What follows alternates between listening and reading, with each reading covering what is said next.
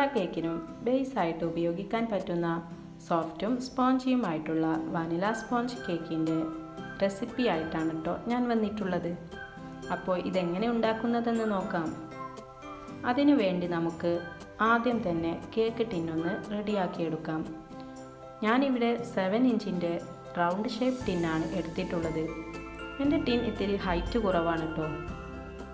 ഇനി ഈ ടിന്നൊന്ന് ബട്ടറോ ഓയിലോ വെച്ച് ഗ്രീസ് ചെയ്തെടുക്കാം. കട്ട് ചെയ്ത ബട്ടർ പേപ്പർ കൂടി വെച്ചതിന് ശേഷം കുറച്ച് മൈദയിട്ട് മുഴുവനായും ഡസ്റ്റ് ചെയ്തെടുക്കാം. നമ്മുടെ കേക്ക് ടിൻ റെഡി ആയിട്ടുണ്ട്. അടുത്തതായി ഒരു ബൗൾ എടുത്ത് അതിന് മുകളിൽ ഒരു അരിപ്പ വെച്ച് കൊടുക്കാം.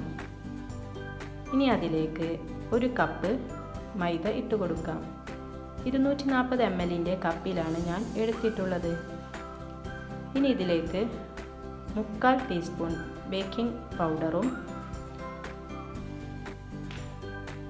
1/4 ടീസ്പൂൺ ബേക്കിംഗ് സോഡയും ചേർത്ത് ഒരു 3 തവണയെങ്കിലും അരിച്ചെടുക്കണം.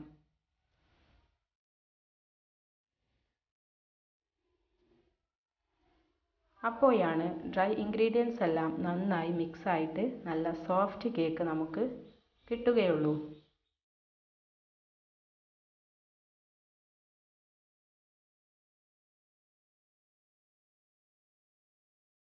ഞാനിപ്പോൾ ഇതൊരു 3 തവണ അരിച്ചെടുത്തിട്ടുണ്ട്. ഇനി ഒരു ഡ്രൈ ആയിട്ടുള്ള ബൗൾ എടുക്കാം. ഇതിൽ ഒട്ടും വെള്ളം പാടില്ല കേട്ടോ. ഞാനൊരു 3 എഗ്ഗ് എടുത്തിട്ടുണ്ട്. ഇതിലേക്ക് ഒരു നുള്ളു ഉപ്പും 1 ടീസ്പൂൺ വാനില എസൻസും ചേർത്ത് നന്നായിട്ട് ബീറ്റ് ചെയ്തെടുക്കാം.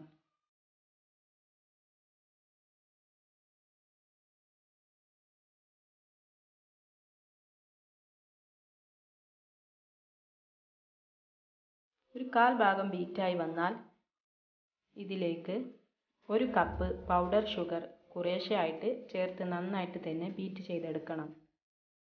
3/4 cup normal sugar പൊടിച്ചെടുത്തിട്ടുള്ളതാണിത്.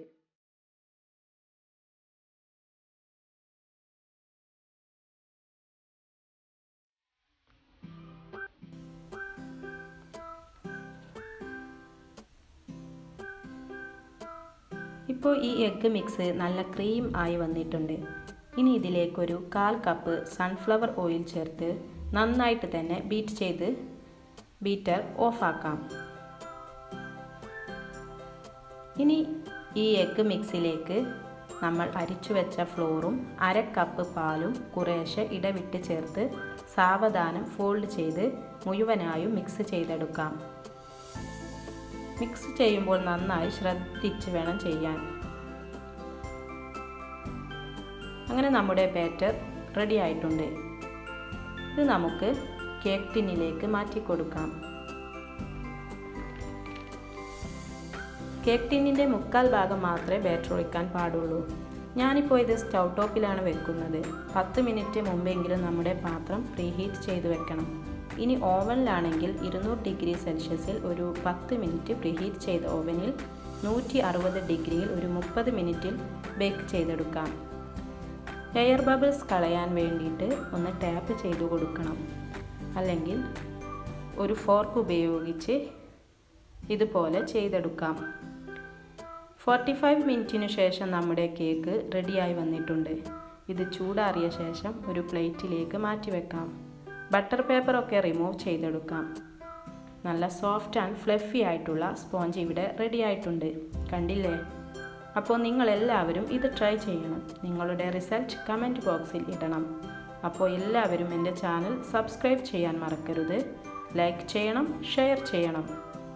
Thank you.